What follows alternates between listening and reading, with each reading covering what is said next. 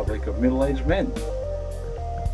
For those listening, you can't see how ridiculous this is, but I got a Mandalorian helmet, and the tradition is to always wear a hat in every episode. And I'm not going to wear this one the whole time because I won't be able to see or speak anything. I won't even be able to have a drink, which is our tradition. So I'm going to remove this. Mate, I've watched The Mandalorian. You just like lift up the end of your helmet, so you just like. That's too funny. So my beverage this evening is a Coke Zero Sugar with whiskey, like as in Johnny Walker or Jack Daniels, one of those ones. How about you, Lachlan? What are you drinking? Well, we're having a bit of a pre-show chat, and I made my way all through my my Kraken and ginger beer, and I'm all out of ginger beer, so I've switched back to a G&T now. So there we go. Very good. How about you, Ruben? Just Johnny Walker Black with a bit of ice. We're all keeping it pretty chill. It's beer-free January, obviously.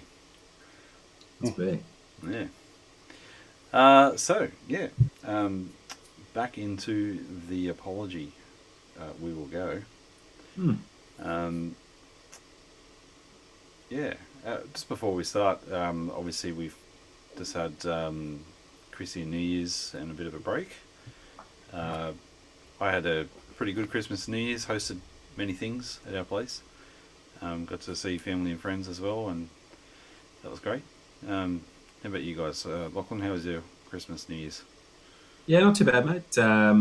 We had something pretty similar. I had a couple of weeks off, but just sort of knocked about at home, and we had a few relos sort of stopped by, a couple of barbecues and all that sort of thing, and just got up to all the usual tricks. Actually got to the beach once, picked a good day where it wasn't raining for a change, because the weather's been rubbish in Sydney off and on, but it was good to get down the beach. I think that's my one of two trips for the year I'll probably ever make. So yeah. You, Rubes? Yeah, mine was good. As far as Christmases and New Year's go, it was good. Yeah. Very, very good. Favorite gift from Santa, just before we play on, without notice? Well, I sort of bought it myself. Well played. But, just because I broke my old Apple Watch, so I had to buy another one. But I'd had that one for 3 or 4 years, and I don't know, I kind of begrudge because they're kind of expensive. So I didn't buy the latest gen, but I don't know, got the one before. But I'm pretty happy with it. It's more than anything, it sort of links in with my phone well, but also I do use it to sort of try and motivate me to do my fitness stuff, get my steps and all that sort of shenanigans. So it's good having it back on there, telling me I'm not moving enough. So prompting me to do something. Nice. By the way, go, Rubes. Does it even count as a Christmas present if you're replacing some broken? That's what we do when we're middle aged, right? That's how it is. You got to be sensible. Looking at your shirt, Lachlan, I spot Skeletor in the middle of it. Did you know there's a Facebook account where someone is pretending to be Skeletor and is giving out like all these different quotes, like a Dalai Lama or something? It's hilarious. Yeah, I've seen That's like gold. Yeah, I love it. It's great. How about you, Ruben? Favorite Christmas present? Yeah, I reckon probably I completed my collection of Dostoevsky novels, so I've got all of them. I'm good to go now. Yeah, buddy. So I still needed Brothers Karamazov, so I've got that. So I'm thinking I might hook into that this year. But it's big, and I'm like, what's that? It's on my list to read for sure. Yeah. No, that's awesome. You've got to do. Tell me, you've collected them all. How many have you read? You've been keeping. I've read the shorter ones, like Underground Man and all that sort of gear. I haven't read The Gambler. I've read Demons and Crime and Punishment. So yeah, I think I'll do Brothers next. Nice. Demons is good. I mean, I read Crime and Punishment years ago, but then Demons much more recently, like just sort of mid last year. I think I like Demons better. If you're going to choose one over the other, I don't know what you do with Dostoevsky novels, but yeah, very, very interesting. Nice. Very good. If we did a Dostoevsky novel on this podcast, it'd probably take us 5 years. Oh. Yeah. The rate we're going, it's like I remember saying at the start of the apology, it's a short one. We'll just do a couple of episodes and. Yeah, I feel like it's a lesson I've learnt before, but in a different context. So it used to be when I would have old cars as my everyday mode of transport rather than as a toy like now. I would say to my wife, I'm going to go work on this car. It should take 2 hours. And in her mind, she just adjusted that to somewhere between 4 and 6. Yeah. She knows that it never goes out. It should go. So I feel like I need to take that lesson, because now I know, okay, whatever my first thought is of this is how long it will take, multiply it by 2. So I think that's my rule now for this as well. Sounds safe to me. My favourite Christmas present hasn't arrived yet. So I told my wife what I would like, and then she went to order it, couldn't pay for it because there was no PayPal account set up or something. And then when she got me to go to order it, she pointed out to me that it may not actually be the one I wanted, and she was right. So then the one I did want had like a 4 to 6 week shipping on it, so it hasn't yet arrived. But I ordered a Millery sphere, so it's like a ancient way of navigation, and it's pretty cool. So when it does arrive, I will share photos of it on the podcast so you can see what it looks like. But yeah, it's pretty cool. What's it called? Armillary sphere, like arm-illary. He's punching it into Google. Yeah, he's going to look. Oh yeah. I see what you're saying. Yeah. Okay. So pretty. I had to look it up too when he told me about it. Yeah. Yeah, it's a bit weird, but I dig it. So, and a strange coincidence. I went to a 70th birthday party yesterday, and one of one of my wife's cousins' husbands does he makes maps of Australia, figures out the exact location of coordinates on rural properties and indicate, and then goes, okay, this is exactly where this is, and helps survey. And I'm like, that's awesome. So yeah, I had a good chat with him, enjoyed that. There you go. Alright, well, let's get into this. This is a big chunky paragraph, so I'll read the whole thing and then we can go from there. Sounds good. Okay. And now, Athenians, I am not going to argue for my own sake, as you may think, but for yours, that you may not sin against the God by condemning me, who am his gift to you. For if you kill me, you will not easily find a successor to me, who, if I may use such a ludicrous figure of speech, am a sort of gadfly, given to the state by God. And the state is a great and noble steed who is tardy in his motions owing to his very size, and requires to be stirred into life. I am that gadfly which God has attached to the state, and all day long and in all places am always fastening upon you, arousing and persuading and reproaching you. You will not easily find another like me, and therefore I would advise you to spare me. I dare say that you may feel out of temper, like a person who is suddenly awakened from sleep, and you think that you might easily strike me dead, as Anytus advises, and then you would sleep on for the remainder of your lives, unless God in his care of you sent another gadfly. When I say that I am given to you by God, the proof of my mission is this. If I had been like other men, I should not have neglected all my own concerns, or patiently seen the neglect of them during all these years, and have been doing yours, coming to you individually like a father or an elder brother, exhorting you to regard virtue. Such conduct, I say, would be unlike human nature. If I had gained anything, or if my exhortations had been paid, there would have been some sense in my doing so. But now, as you will perceive, not even the impudence of my accusers dares to say that I have ever exacted or sought pay off anyone. Of that they have no witness, and I have a sufficient witness to the truth of what I say, my poverty. I don't think he understands how annoying flies can be. On the contrary, I think he does kind of understand it. And I think that's actually that's exactly his point. He's like, I know I'm an annoying asshole, right? And like, you'll think life's going to be easier if you just kind of like, you know, turn on the the electric light and zap me or whatever, the bug zapper. But it's worth keeping me around because I'm doing the job that no one else wants to do, and reminding you guys with all that annoying shit you don't want to know about. Yeah, exactly. But flies are annoying, and I'll go out of my way to kill them. Yeah. Well, the gadfly is not a regular fly. Like they're like big horse. They're also called horse flies. They're big bastards. Is it like a march fly? And yeah.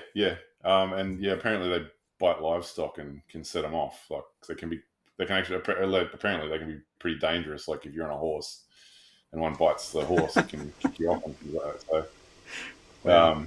yeah, I don't know. He's trying to say that what I do might be hurting you, but it's better for you in the long run or something. I don't know. Yeah, maybe I do like that I do like that he refers to himself as a gift from the gods or a gift from God to you. Very modest, yeah. Yeah, but no one ever thinks of a marsh fly as a gift from God. Like, it's a funny analogy. Surely you could come up with something a little bit different. Like, if the doctor says to you, there's an issue, you don't just want to kill the doctor because you don't want to hear there's an issue. But no, he's gone the other way. So what you think should be something a bit more like something a bit more mild, like I'm the chafing around your nuts on a hot sunny day. Or I'm the stone in your shoe or something like that. But it's just a strange analogy. Like, yeah, It is weird. Okay, so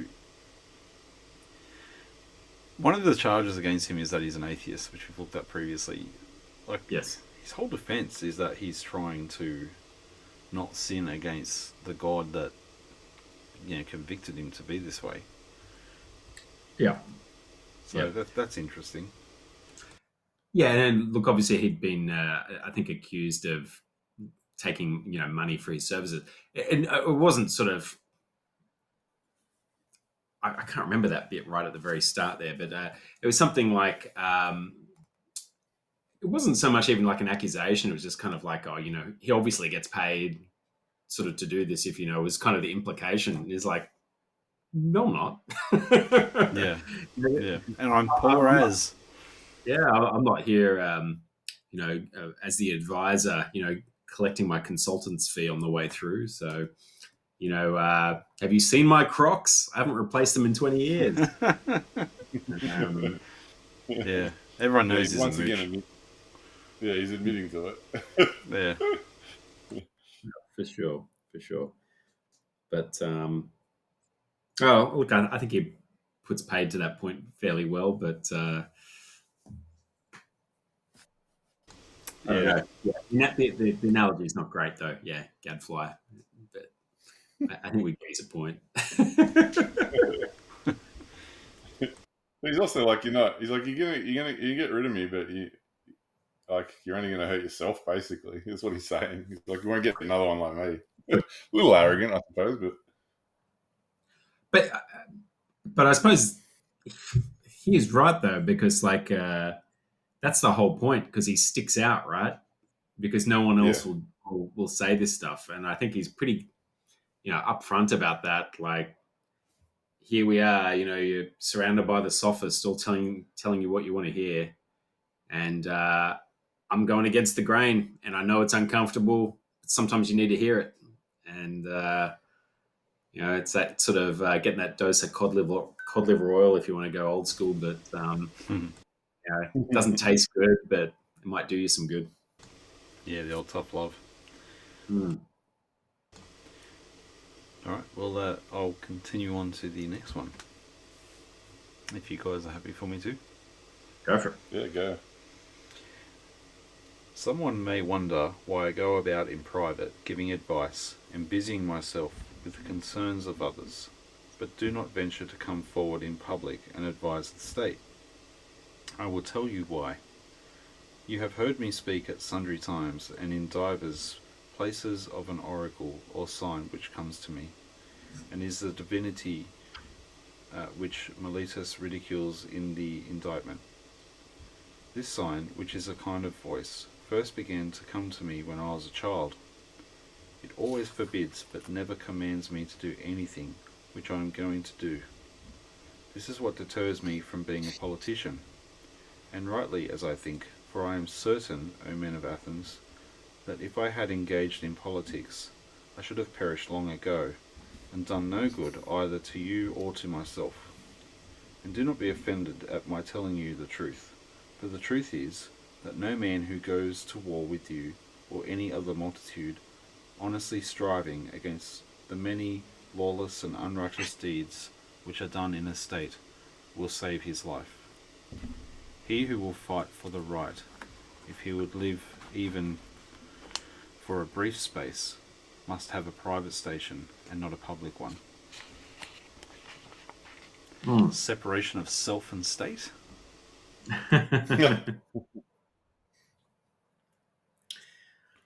I think for the times, he does make a good point, and I don't know. I mean,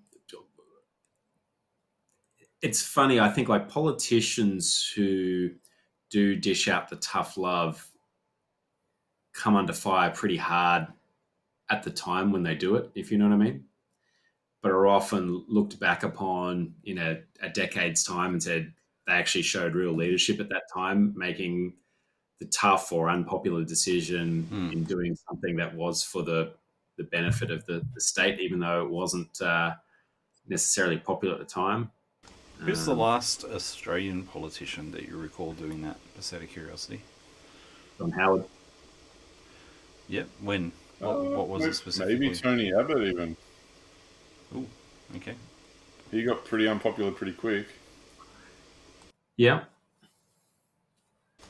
What was the incident for Mr. Abbott? I don't even remember. You know what I remember from him though is that they had footage of him where someone said something to him in the courtyard or something. And he got real fired up and he gave this guy a stare. And then they're like, "Oh, he's he looks like he was about to hit him." And I'm like, "Good." At least he's got some fire. I mean, I'm not particularly a supporter of either of the parties or Tony Abbott in particular, but it was like to me that was a non-story. I'm like, yeah, he's a bloke, he's a man, good, yeah, got a backbone. Yeah, when he didn't hit him. Well, at least he'd have passion to fight for what he. I don't mean necessarily even physically, but the fact he's steaming about something means he cares. You know what I mean? Like, fire up. You know. What was your example with Howard that came to mind there, Lachlan? He did a lot of unpopular stuff, and it was mostly because the economy was in a bit of a state at the time, and so there's a lot of financial policy which wasn't popular, but ended up returning the Australian government into surplus rather than deficit. So he definitely put.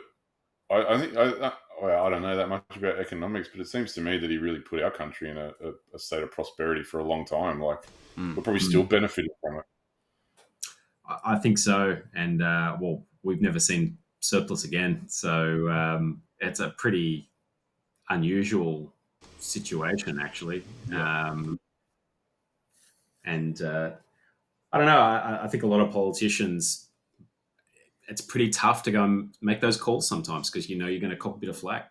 I mean, it might have been too, like, you could think back to the times when the Hard Bridge was built during the Great Depression, and undertaking such big social works and indebtedness when the country was already in like financial strife. They probably copped a bit of flack for that at the time. But it was a piece of work that actually sort of like, I think, inspired and propped up a nation and actually helped sort of set us forth on the right path, if you know what I mean.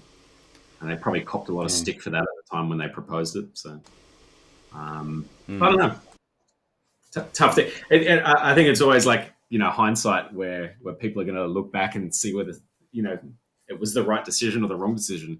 Because I suppose it could quite easily be the wrong one, but yeah. Oh, for sure. I thought of Howard as well, but I thought of him because of the after the shooting massacre, how he was like, "Nah, I'm pushing these changes around firearm ownership through," and it was very unpopular within his own party. And I remember him sitting in front of all those people and just going, "No." Yep. And whether or not that's the right call, I don't have a strong opinion about that, but it was certainly a tough call, and it was a call that showed he was willing to say no to his own voters, if based on a decision on conviction. And I was like, okay, that's some good leadership there. I'd forgotten about that, but you're right, and that would have been because the National Party were obviously working with the Liberals very tightly at that point in time, and the Nationals were a bit more keen on guns and all that sort of stuff, so being sort of more rural focused. Yeah, exactly.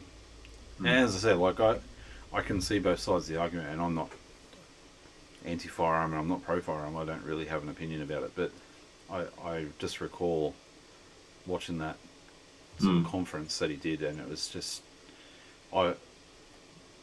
it took a lot of guts for him to do that, and he put his prime ministership on the line because it was his own people that he was saying no to. It wasn't the opposition. And, he did that a few times on a few different things. I don't know if you remember it was the children overboard thing with the illegal immigration and stuff as well, and that was an absolute big thing, and the media were all just slamming him hard on all that stuff as well. So yeah, he fixed that problem too, though, didn't he? He did. Forgot about that. He did. Yeah, it was pretty tough on that. So until Kevin 07, then the problem came back again, and then Tony Abbott made it go away again by bringing in the Howard policies again. Yeah.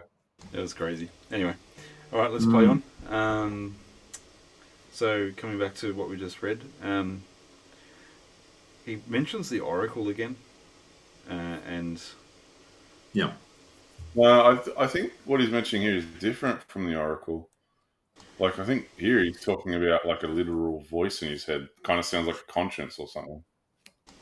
Yes, I agree. Had he mentioned that before? I couldn't remember. I can't remember. I think he did, but I just assume also that he's probably talks about it in he's probably in some of the other some of the other writings or whatever. But I can't remember. Curious. I must say, I was surprised at this answer because after reading The Republic, he was pretty adamant that people running that thing should be philosophers.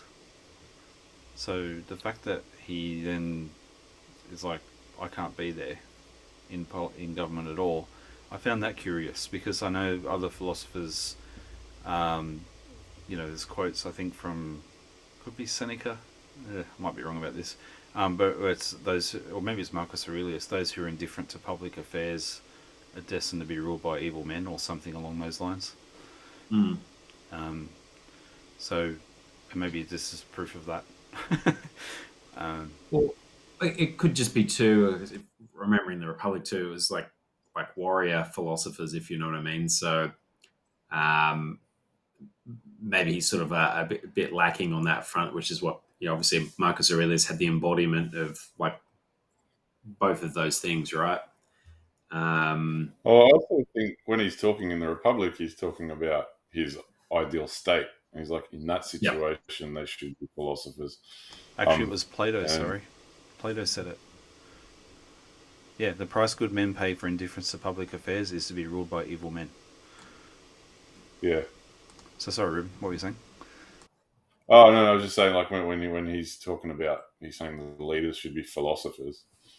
He probably realizes that's, in the world that he's imagining, but in his actual reality, you pretty much just get you killed, which is kind of what he's saying in this paragraph. Is it's like, which is kind of amusing. He's sort of like, you guys are trying to kill me now, and I'm just talking to individuals. Can you imagine if you gave me any modicum of power?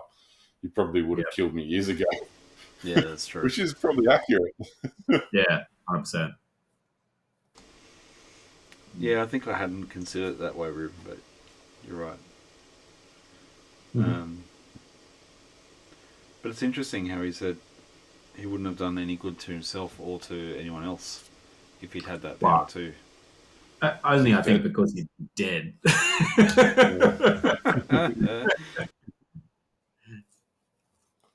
But I think he might also still be emphasizing once again, like, his obedience to the gods or whatever. Yeah, he's like, laying it on. Saying I'm not. Yeah, he's laying it on. I think it's kind of like, you guys are saying I'm not spiritual. I'm like the most spiritual, bro. I'm like super spiritual. I eat kale and shit. Yeah. I'm super tight with Delphi, all right? So do you think it's this quote here, he who will fight for the right, if he would live even for a brief space, must have a private station and not a public one? Do you think that's true?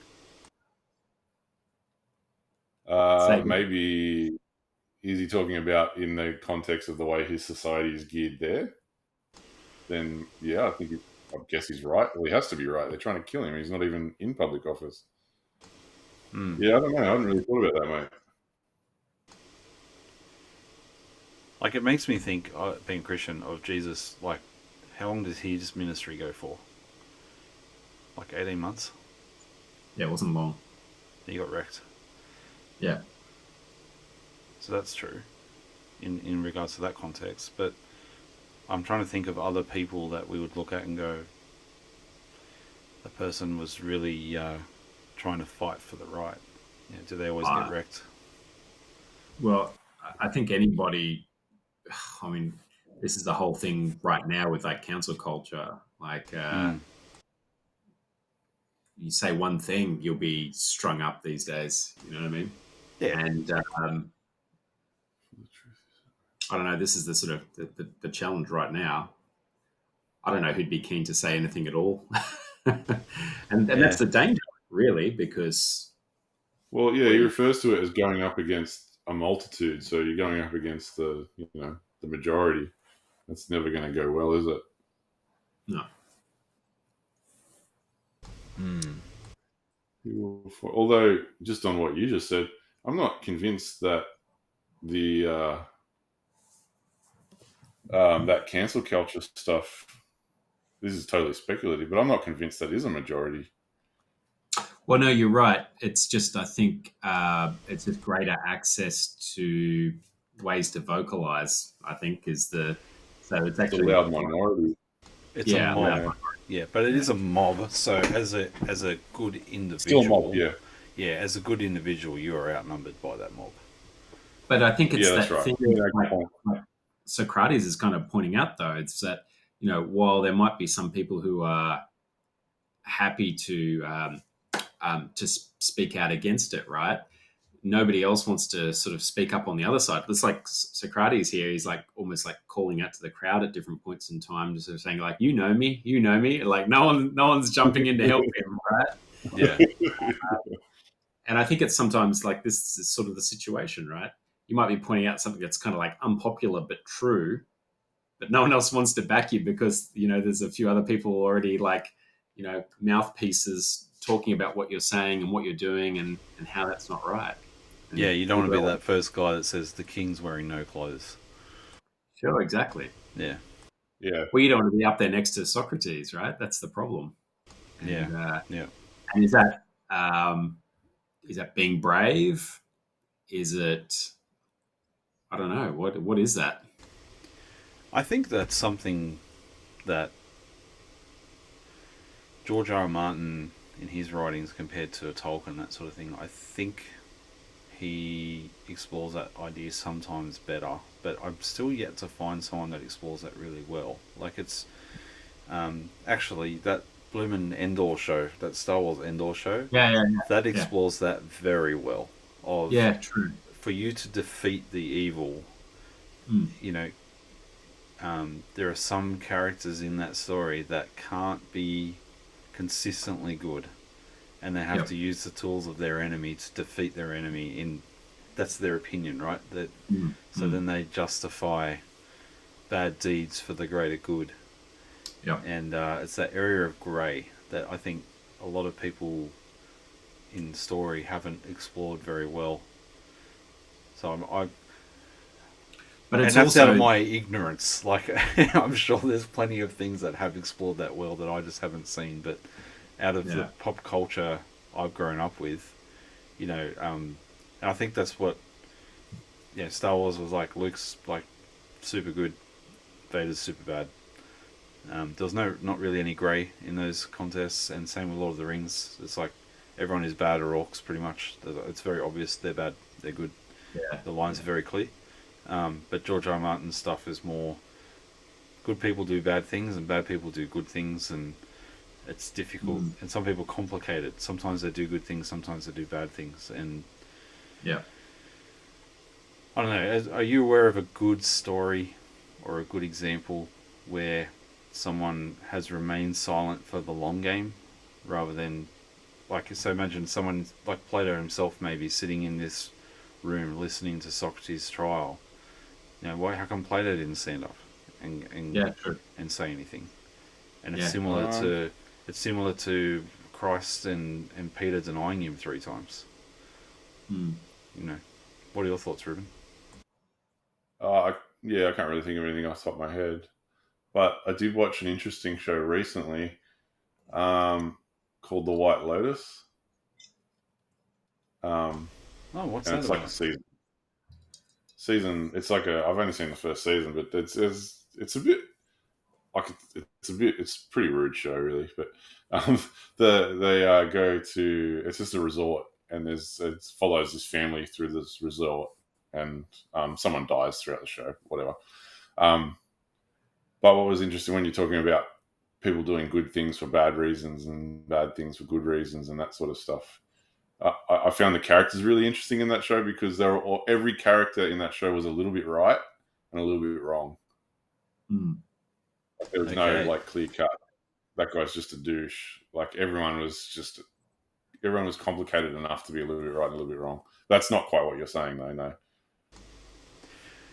Well, I'm saying like if you were 100% purely trying to be good at all times, is this always the outcome? And I think there's a good argument to be made that yes, that is the outcome.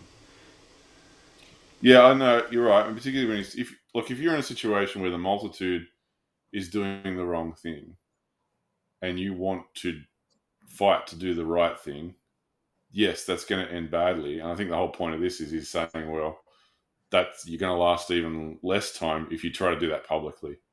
Yeah. If you have a private station, I don't think you could say he's commenting on one way being better than the other, but I think he's just pointing out the fact that if you take a private station, you're going to last a lot longer than if you take a public one. Yeah. I mean, you can think about he's doing. Yeah. Yeah. Like, and I think, sorry, you go. No, you go. I was just going to say, I think like Tim was sort of saying before, some other people made sort of stay silent to play the long game. And it's like, I won't say anything in this forum because I know I'm just going to get burnt. I'm going to try and save my mojo a little bit up so that as I get to that next step, I can, exert some more muscle onto that argument or whatever when I've got a bit more juice or something. I don't know. Yeah. I mean, another show that it reminds me of is Ozarks, which is pretty good. but it's basically like a drug dealing, money laundering show. But they start out as a normal account, and he just gets in way too deep. But in the last season, there's all this rationalizing as they've survived so long, and they're just doing worse and worse shit. And then they're just like, yeah, but at some point, we can use all of this power and money and influence we've amassed to do good. And it's kind of like, well, Really? yeah, like, are those scales ever really going to rebalance? Like, is that it doesn't really work that way? Yeah. Actually, I just thought of an example. Oh, sorry, go. Yeah. Having said that, if he had stood up at the very start and said, "No, I'm not doing wrong," he probably would have ended up dead, like in the second episode. So it's kind of like, I just thought of an example of a show, Rome. So spoiler alert for those of you who haven't watched Rome, but it's based on history. So if you're familiar with history, you know this anyway. But Cicero, Cicero's character in Rome, I think, explores this, which is probably why I enjoy his character. Do you recall that, Ruben? oh no, I don't. So Cicero is the guy who is in charge of the moderates in the Senate, and Marcus Aurelius would continually bullying and say you have to vote my way, otherwise I will cut off your hands and nail them to the Senate door. And and so he will he knows that doing what he's doing is wrong, but he goes along with it so he can stay alive, in the hope that eventually he can do something virtuous.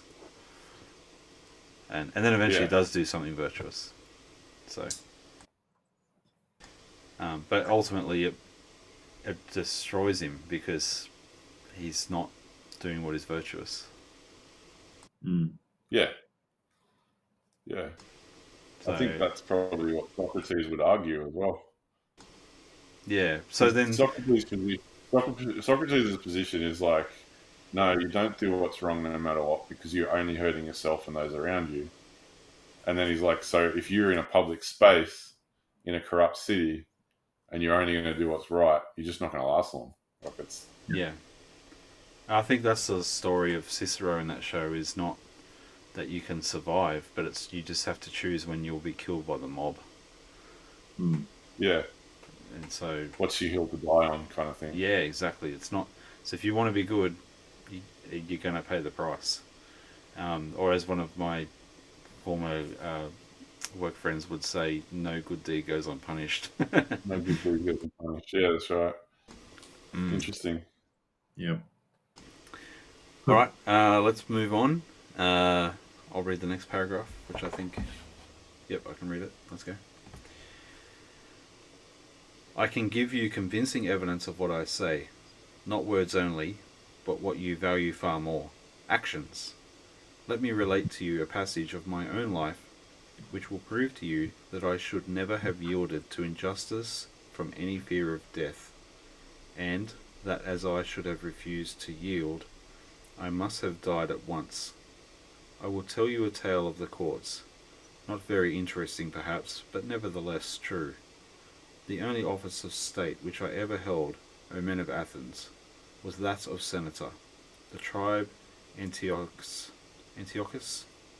which is my tribe, had the presidency at the trial of the generals who had not taken up the bodies of the slain after the battle of Arginasau, and you proposed to try them in a body, contrary to law, as you all thought afterwards.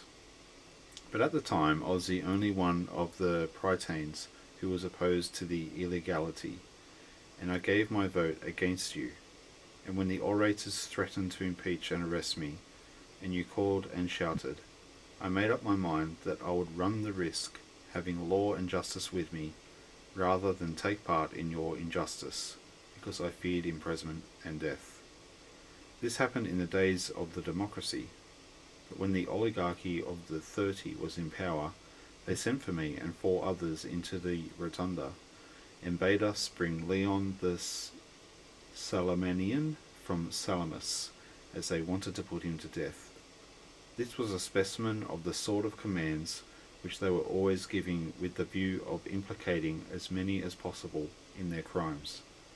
And then I showed, not in word only but in deed, that, if I may be allowed to use such an expression, I cared not a straw for death, and that my great and only care was lest I should do an unrighteous or unholy thing.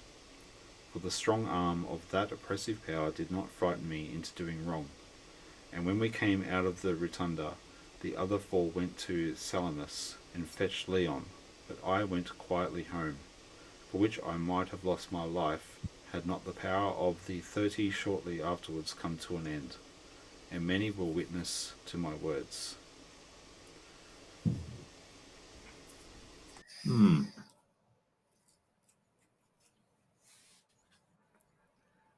So he's a tested steel. He's already been tested in this way before, is his point. Yeah. It's a bit of a funny, it's a funny test. I can sort of acknowledge it on one hand, but okay, he didn't take part in that thing, but that thing still happened anyway, even though he sort of went home. He didn't do anything to stop it. That's what I kept thinking, yeah. And I was like, well, yeah, you knew it was going to happen whether you were there or not. And you just said, I don't want to dirty my hands with that, and I'm going to head home. I had the same thought. I'm like, does that not still give you some level of culpability? And I don't know if you know much about the story of the 30, but I can't remember his name now, but the leader of the 30, Socrates, knew him well. And I think there's a bit of shade sort of thrown on Socrates that he was given favor when he probably should have been put to death at that point in time for disobeying that order, and that anyone else who had been put to death, it was only that it was Socrates and that he knew the leader that he kind of got away with disobeying that order. And people were a bit shady with Socrates after that. So it's a bit of a funny example. But his point was he didn't care. He wasn't going to do it, and if he had to pay the price of his life, he was going to pay that price. Yeah, and I think that's right. But I think he probably also maybe felt like maybe his life wasn't quite on the line, that he might get away with it, right? I don't know. That's just where my thought process went. I know he's kind of standing tall on it now, but. But do you think he went home to get out of the way, or do you think he actually went, you know what, this public life thing is stupid, and basically just stepped down by going home? I don't know. Like, I'm not playing that game. I'm taking my bat and ball and going home. Yeah. I think he's probably fair in that he's saying, I don't want anything to do with this, right? But as he was sort of saying, this was kind of commonplace at this time. There's a lot of people just getting dragged up and killed off because they were inconvenient, or they were wealthy landowners that the 30 wanted their lands and monies, right? And so that there's a lot of shady stuff going on at that time. And he is somebody who is pretty righteous and trying to, live a life of, truth and justice and all that sort of thing. So you can understand why he's I think he's probably been on the peripheral, and then he's been asked to get his hands dirty, and then he's sort of gone, no, I'm going to go home. So I could probably understand his position, 100%, right? But I don't know that he sort of necessarily thought he's put his life on the line. Although, given the times, there's a lot of people getting knocked off for nothing, So, there's probably fair odds. That was the really interesting line for me is that where he says this was a specimen of the sort of commands which they were always giving with the view of implicating as many people as possible in their crime. So it's the idea that he's they just get you involved, so you're involved in these murders so that you become complicit, so they can control you. I thought that's a really interesting sort of thing. That's just gangster behavior, really, isn't it? Yeah. Yeah. It was a rough time in Athens at that time, from what I understand. So they were keen to get them out because it was almost all that gangster kind of stuff, because they're just like targeting people to try and amass the wealth. So there's nothing about truth or justice in anything that was sort of going on there. Yeah. Yeah. So you can understand why he would distance himself, but yeah. Anyway, it's an interesting thing to bring out because that was quite public knowledge from what I understood. And so for him to raise that, everybody who's there in the court Like, oh yeah, would probably know that story, you know what I mean, and have an opinion or have heard something about it. So, yeah. But I just wonder if that would have worked to his favor or would have worked against him, because they're like, don't try and sling that, because we know, you knew X, Y, Z, and you're probably going to get away with that. So I don't know. I just wonder what the audience at the time, because you can't tell, right? But I do wonder what what they were all thinking, or yelling out, because I'm sure there's lots of Yeah, it would have been noisy. Bullshit, Socrates. He's had to tell him to settle down a few times. Yeah, that's it.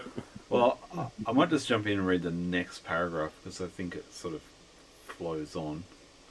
Yeah. If you guys are okay with that. So. Yeah, go. Okay. Now, do you really imagine that I could have survived all these years if I had led a public life, supposing that, like a good man, I had always maintained the right and had made justice as I ought the first thing? No, indeed, men of Athens, neither I nor any other man. But I have been always the same in all my actions, public as well as private, and never have I yielded any base compliance to those who are slanderously termed my disciples, or to any other. Not that I have any regular disciples. But if anyone likes to come and hear me while I am pursuing my mission, whether he be young or old, he is not excluded. Nor do I converse only with those who pay. But anyone, whether he be rich or poor, may ask and answer me, and listen to my words. And whether he turns out to be a bad man or a good one, neither result can be justly imputed to me. For I never taught or professed to teach him anything. And if anyone says that he has ever learned or heard anything from me in private, which all the world has not heard, let me tell you that he is lying.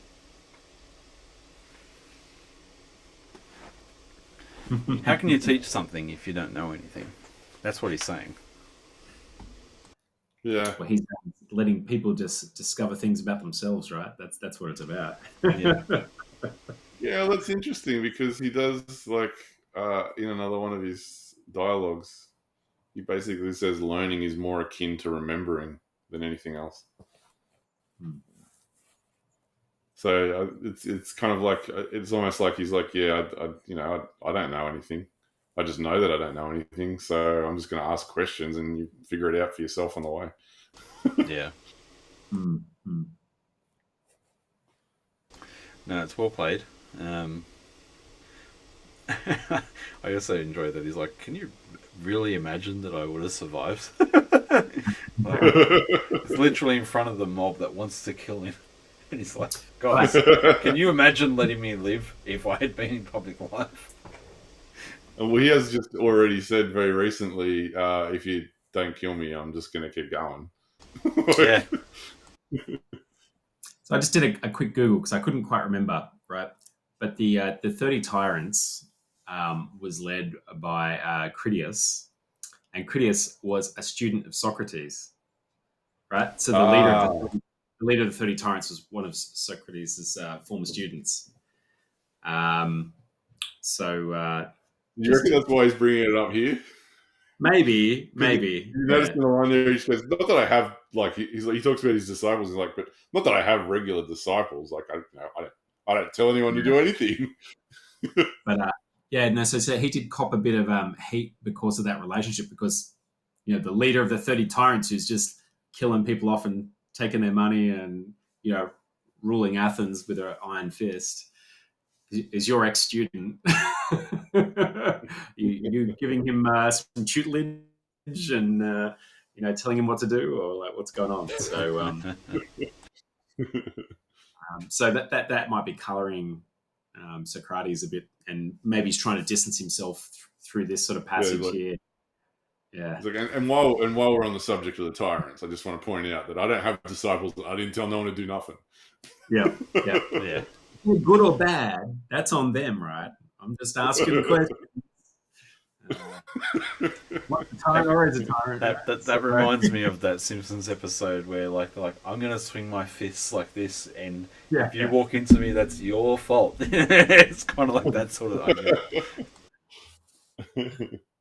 Yeah, that's funny. But yeah, I think it's clever that he has said that I don't teach him anything, because he's never claimed to know anything. And at the start of his defense, he's like, all I know is that I know nothing. So at least he's consistent. I think that's good. We'll peel the lid off this next Pandora's box, and then we'll see how we go. So it's a bit chunky, this next paragraph. I'll just have a sip of drink before I read this one.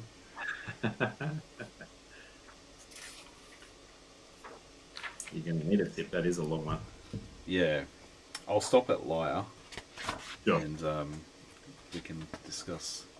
But then the one after that is equally large. At least I'm getting better at reading out loud. I'm not ready for an audiobook yet, but I'm getting better at it. Okay, here we go. But I shall be asked, why do people delight in continually conversing with you? I have told you already, Athenians, the whole truth about this matter.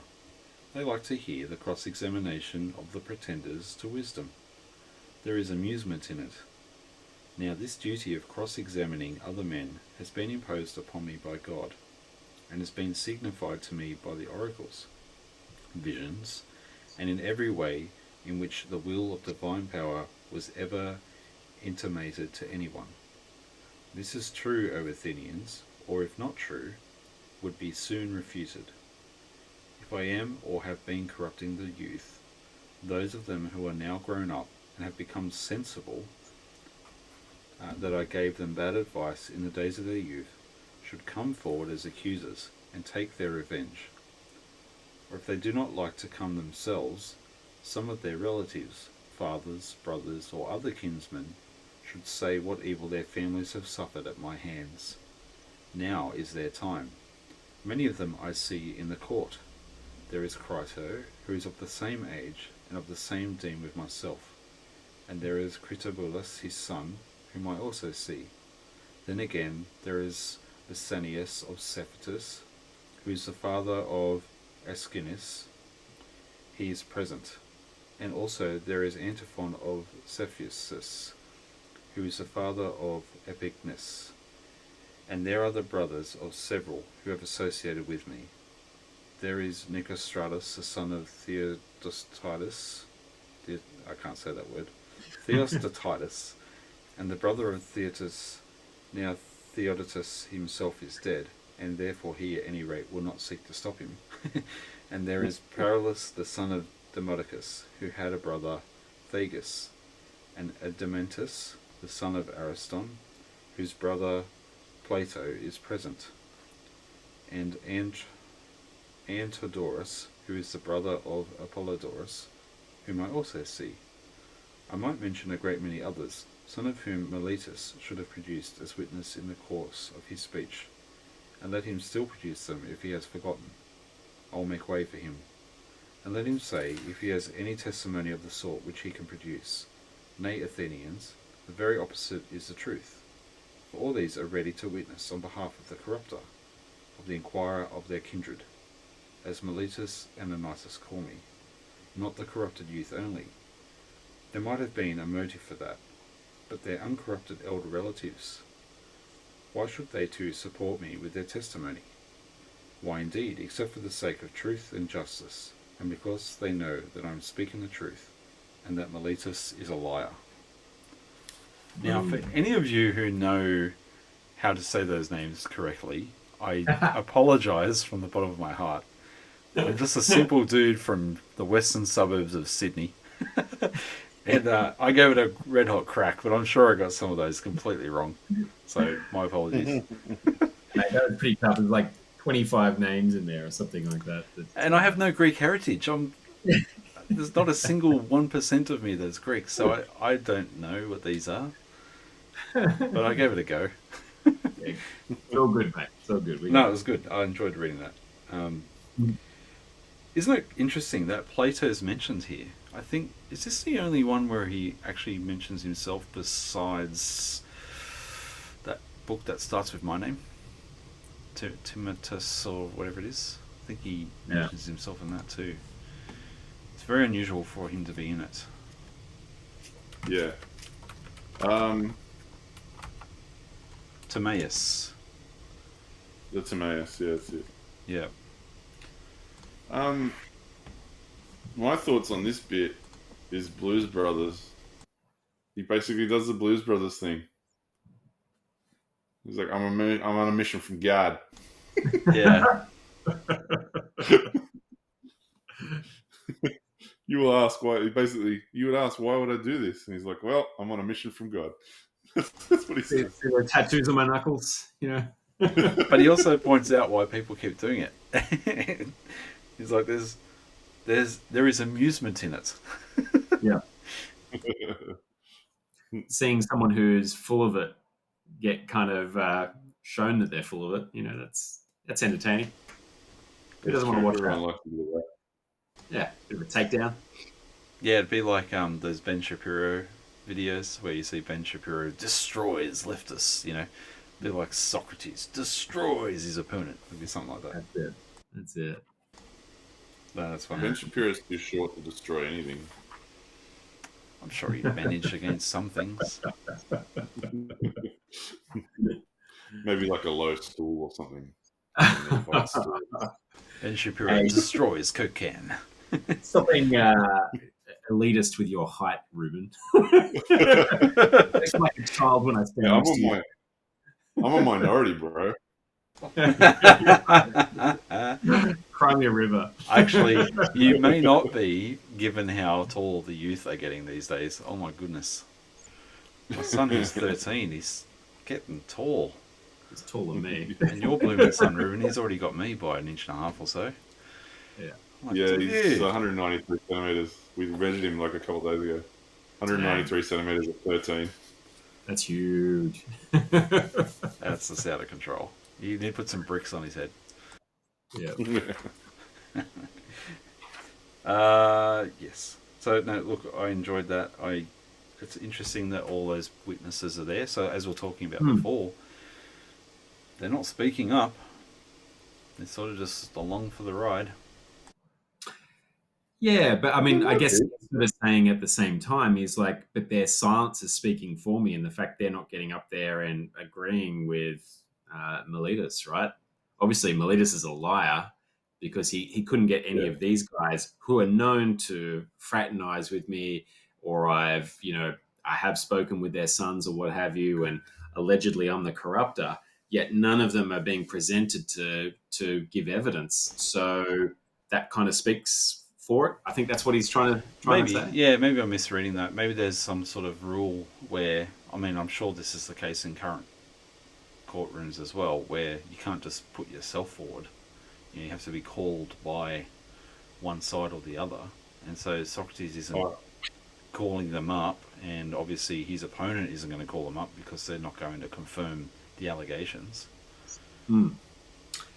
Yeah, so he just publicly called them out to sort of put it on Miletus and sort of saying, hey, there's a bunch of other dudes here who've known me for years, and do you want to drag any of those guys up? No? Oh, okay. Interesting. Yeah. They may not collaborate with your story. It's interesting he's come straight out with that Miletus is a liar at the end there too. There's a nice little mic drop at the end there. Yes. He's going after him. Well, the guy wants you dead, so, fair call. Lachlan, you might know the answer to this. Is there any other records relating to Miletus? Do you know, I did look into that, but I don't remember off the top of my head because we've had a bit of a break here. So I did dig into it, I think, for the first episode. I had a little bit of background, but I can't remember off the top of my head. Sorry. Yeah, I wonder if this is his only place in history. If he's just this. I got a little bit here, a little bit of commentary. Okay, yep, go for it. Actually, brought my show. Miletus was a tragic poet, young, obscure, and of unattractive appearance. While of one he knew little, except that he was a rhetorician. That's all I got here. This is a little book as talks about some of his accusers. Do you really think he was unattractive, or is it just one of those Greek things that gets thrown in there? Oh, that's the author. This author is saying that. I suspect there were probably some other references. Having said that, if those references are written by Plato, I mean, yeah, it's pretty funny. But Plato describes Miletus as the youngest of 3 prosecutors, having a beak and long straight hair and a beard which is ill-grown.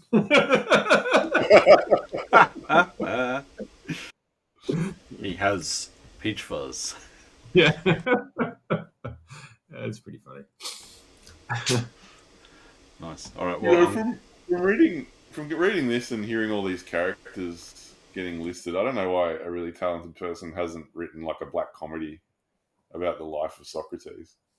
I'm sure there's been some stage plays on it for sure. Like a Monty Python or something. Is that what you mean? What's that? Like a Monty Python sort of thing. Is that what you mean? Oh, maybe a little bit more serious than a Monty Python, but yeah, something like that. I think it'd be great if someone had the talent to do it. But you've got all these characters lined up, and you could really write an interesting, like, sort of coincidental black comedy around it. You know, I think it'd be good. Yeah, it would be. All right, I'm going to read the next paragraph. I think we can get to the end of this section, and then we'll call it. So, go for it. I think there's this paragraph and one more, and then it's kind of a clear next section. So we'll just knock these 2 then paragraphs on the head. Yeah. Yeah, the last little bit before ruling. So. I'll do this first paragraph, we'll discuss, and then do the second paragraph. Here we go. Actually, I better hold the book, otherwise I'll lose my place. Alright. Well, Athenians, this and the like of this is all the defence which I have to offer. Yet a word more. Perhaps there may be someone who is offended at me when he calls to mind how he himself, on a similar or even a less serious occasion, prayed and entreated the judges with many tears, and how he produced his children in court, which was a moving spectacle, together with a host of relations and friends. Whereas I, who am probably in danger of my life, will do none of these things. The contrast may occur to his mind, and he may be set against me, and vote in anger, because he is displeased at me on this account. Now, if there be such a person among you, mind, I do not say that there is. To him I may fairly reply, my friend, I am a man, and like other men, a creature of flesh and blood, and not of wood or stone, as Homer says. And I have a family, yes, and sons, are Athenians, 3 in number, 1 almost a man, and 2 others who are still young. And yet I will not bring any of them hither in order to petition you for an acquittal. And why not? Not from any self-assertion or want of respect for you.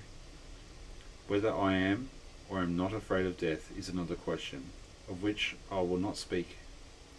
But having regard to public opinion, I feel that such conduct would be discreditable to myself, and to you, and to the whole state. One who has reached my years, and who has a name for wisdom, ought not to demean himself. Whether this opinion of me be deserved or not, at any rate, the world has decided that Socrates is in some way superior to other men. And if those among you who are said to be superior in wisdom and courage, and any other virtue, demean themselves in this way, how shameful is their conduct! I have seen men of reputation, when they have been condemned, behaving in the strangest manner. They seemed to fancy that they were going to suffer something dreadful if they died, and that they could be immortal if you only allowed them to live. And I think that such are a dishonour to the state, and that any stranger coming in would have said of them that the most eminent men of Athens to these things ought not to be done by those of us who have a reputation. Oh, sorry. I said that wrong. I'll start back here. And I think that such are a dishonour to the state, and that any stranger coming in would have settled them that the most eminent men of Athens, to whom the Athenians themselves give honour and command, are no better than women. And I say that these things ought not to be done by those of us who have a reputation, and if they are done, you ought not to permit them. You ought rather to show that you are far more disposed to condemn the man who gets up a doleful scene and makes the city ridiculous, than him who holds his peace. I skipped a line by accident on that one. Yeah, I wouldn't worry about it. I'll edit it, maybe. I just held up my mug so I know where to find it when I'm producing this thing. I might edit it, I might not. I'll see if I can be bothered. Oh, hey, actually, would Socrates want me to edit it, or would he see that as deception? He's a seeker of truth, though, Tim. I'll have to leave it. No, leave it, yeah. In honor of the great man, I'll let people see that I do stupid things. That's an excellent close. Yeah. I'm not bringing my children up here to beg for mercy because I'm better than that. That's what he's saying there. Yeah, and he's saying, and you guys should be too. He's like, it's an embarrassment if you start just like acquitting people because they give you a sob story. Yeah. He's like, I'm not going to do it. You shouldn't buy it. They've either done the right thing or the wrong thing. Make your decision. Yeah. Yeah, 100%. It's a big call. Yeah. He's like, I'm not even going to talk about whether I'm afraid of death or not. You know, like I'm not going to stand here and beg. Yeah. You know? I like it. Yep. Yeah. It's good.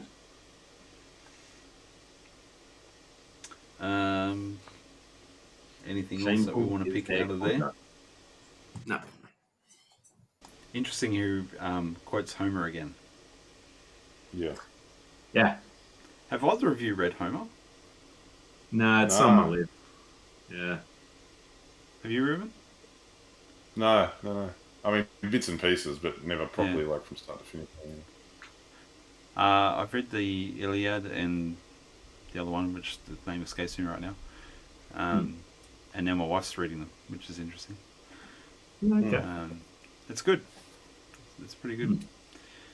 All right, well, I'll read the next bit, and that'll be the last paragraph for this evening.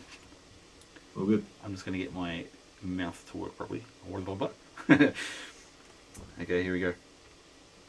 But setting aside the question of public opinion, there seems to be something wrong in asking a favour of a judge, and thus procuring an acquittal, instead of informing and convincing him.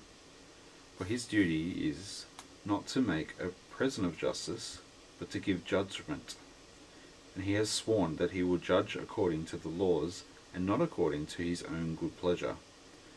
And we ought not to encourage you, nor should you allow yourselves to be encouraged in this habit of perjury. There can be no piety in that. Do not then require me to do what I consider dishonourable and impious and wrong, especially now when I am being tried for impiety on the indictment of Miletus.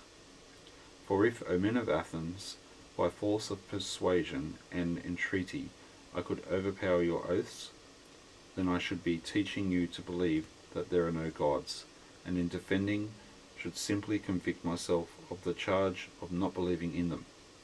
But that is not so, far otherwise, for I do believe that there are gods, and in a sense higher than that in which any of my accusers believe in them. And to you and to God I commit my cause, to be determined by you as is best for you and me.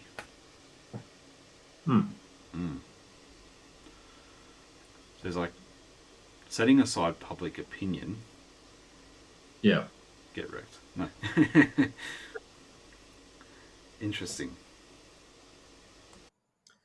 Yeah, look, I think he's just basically trying to put it out to sort of, I don't know, in a way, it's. I think he's trying to just remind the judges not to be swayed by Miletus and his approach, if you know what I mean, because that's everything that Miletus is about is the influence and all of that sort of thing. And so he's saying, well, I'm not going to do this because I know you're above that, right? So I'm just reminding you that you're above that sort of thing, and you're not here to be influenced by anyone else other than just to judge based on the facts presented.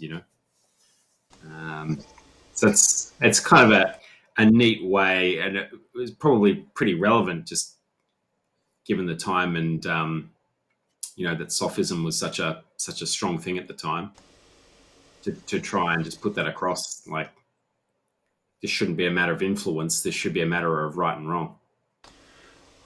Why do you think Plato left out the majority of the oppositional argument? Yeah, it's a good question, actually, because there's no record of Miletus's testimony, only the cross-examination by Socrates. So, maybe they weren't there?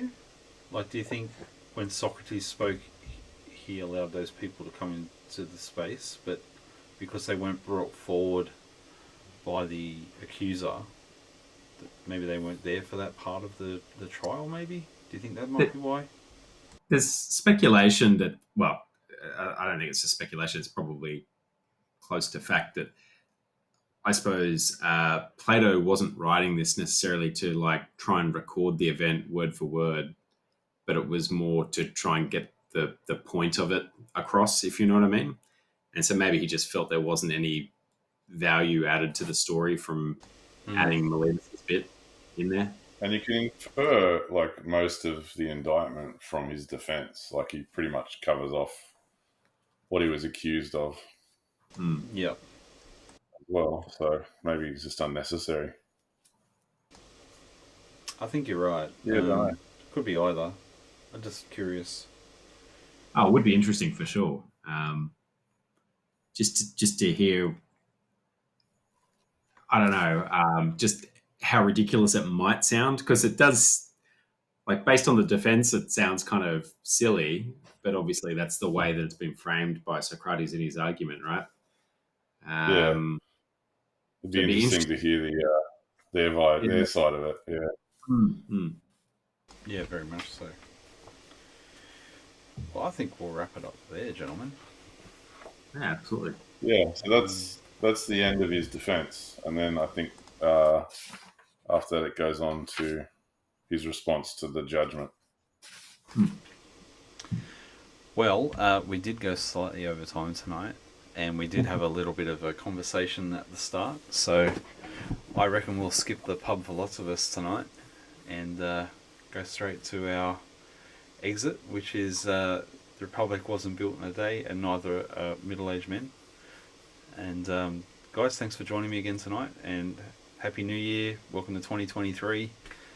I've got a feeling this year's going to be a great year because it's the year of 23, which is Michael Jordan's number. And when I turned 23, I won 3 different competitions, and I've never won a competition in my life, and I've never won any since. So I'm like, come on, baby, 2023. It's a good year. Hold on, isn't 23 when all of the famous people die? Is it the age or something? Isn't there a certain age where all the same? Or is it 27? Maybe. I don't think it's 23. I think it's 27. Might be 27. Yeah, right. Anyway. Yeah, I'm like, come on, bring it on.